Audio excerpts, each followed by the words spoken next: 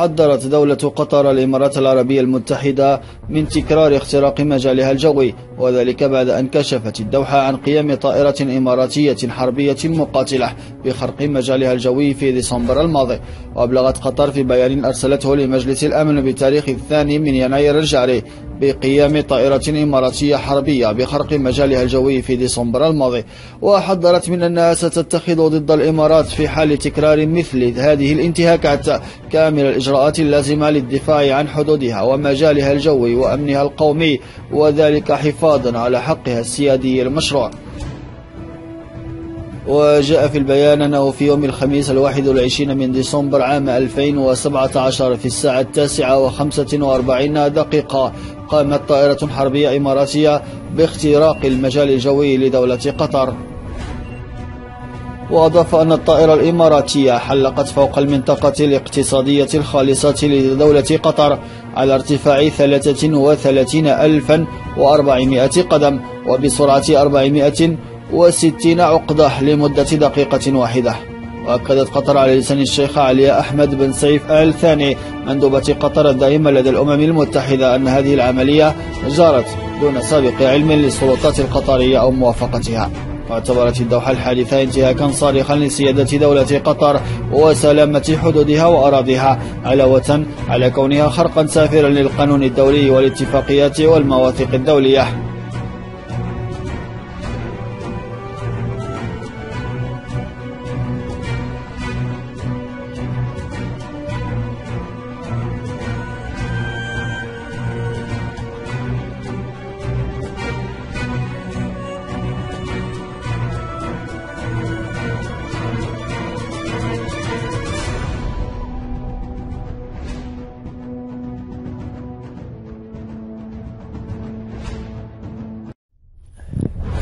علق أنور قرقاش وزير الدولة الإماراتي للشؤون الخارجية اليوم الجمعة على الشكوى التي قدمتها قطر ضد بلاده بشأن انتهاك مجالها الدولي.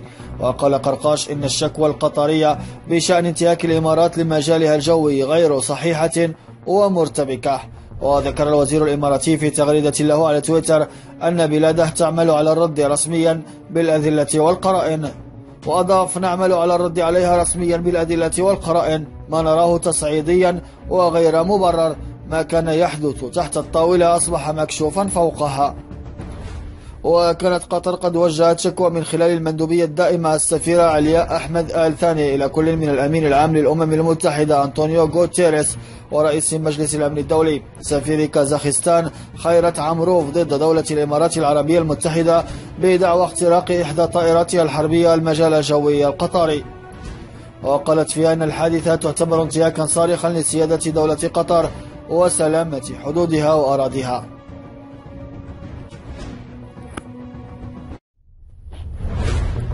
قال سعد الحريري في حواره مع صحيفة الوول ستريت جورنال الأمريكية إنه يسعى إلى إخراج لبنان بقوة من الصراع الإقليمي الدائر بين السعودية وإيران. وتابع قائلا في الحوار الذي تم إجراؤه في مكتبه بالعاصمة بيروت: الباب دوما مفتوح أمام حزب الله للمشاركة في الحكومة التي من المزمع تشكيلها عقب الانتخابات المقرر إجراؤها في مايو المقبل.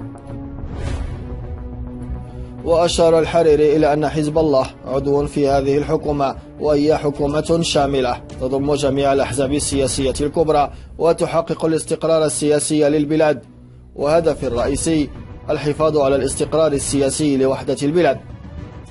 وقالت وول ستريت جورنال إن الحريري سعى خلال الحوار إلى تحدي كل الضغوط الخارجية عليه من أجل مواجهة حزب الله للتصدي للنفوذ الإيراني في الشرق الأوسط، وبدلا من ذلك أصر على اتباع نهج تصالحي معه. وقال الحريري عن ذلك الأمر: لبنان ينبغي أن تكون متعددة الطوائف وليست ساحة قتال والصراعات بالوكالة كما كانت في السبعينيات، ونرفض أي تدخل أجنبي في البلاد. وأضاف قائلا: لا يمكننا قبول التدخل من أي شخص أو أي دولة في السياسة اللبنانية. علاقتنا مع إيران أو الخليج ينبغي أن تكون على أفضل حال، لكن بما يخدم المصالح الوطنية للبنان. وتطرقت الصحيفة الأمريكية إلى تفاصيل استقالة الرياض وإقامة الحريري في السعودية وسر إعلانه الاستقالة منها. ورفض رئيس الوزراء اللبناني التطرق إلى تفاصيل متعمقة حول الاستقالة وكواليسها، واكتفى بالقول: السعودية لم تتدخل بصورة مباشرة في السياسة اللبنانية. وأضاف قائلا: لكنني آمل أيضا أن تعيد الرياض تقديم المساعدات الاقتصادية إلى لبنان، ونؤكد نحن متمسكين بسياسة النأي عن الصراعات الإقليمية الدائرة بين السعودية وإيران. وقال أيضا: أعتقد أن حزب الله ملتزم أيضا بتلك السياسة. كنا نرى الهجمات الإعلامية على العالم العربي والخليج بشكل خاص كبيرة جدا في الفترة الماضية، لكنها قلت بصورة كبيرة في الفترة الحالية، وهذا أمر إيجابي.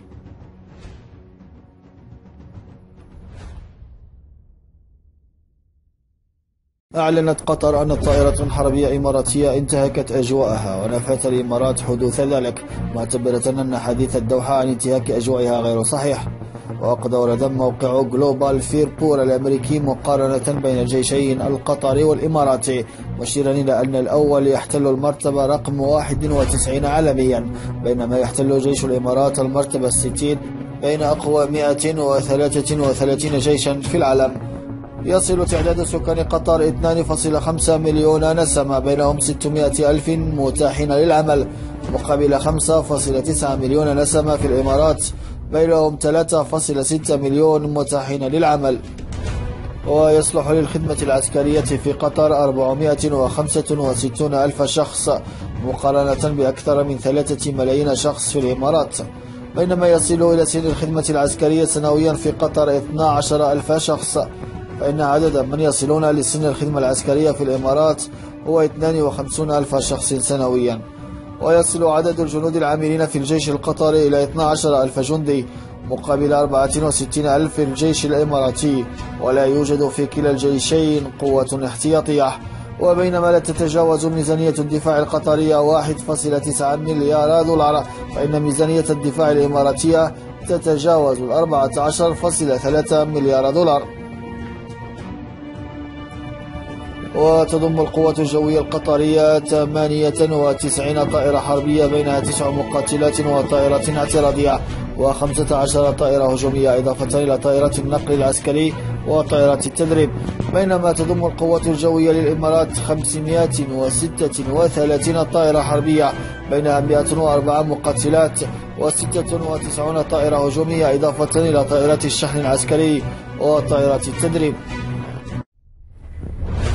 ويمتلك الجيش القطري 43 مروحية مقابل 203 مروحية في الجيش الإماراتي. تضم القوات البرية للجيش القطري 92 دبابة و464 مدرعة، 24 مدفعا ذاتي الحركة و12 مدفعا ميدانيا و21 راجمة صواريخ، مقابل 464 دبابة في الجيش الإماراتي و2200 مدرعة و177 مدفعا ذاتي الحركة و105 مدافع ميدانية و54 راجمة صواريخ. ويتكون أسطول قطر الحربي من 80 سفينة حربية متنوعة، مقارنة ب75 سفينة إماراتية.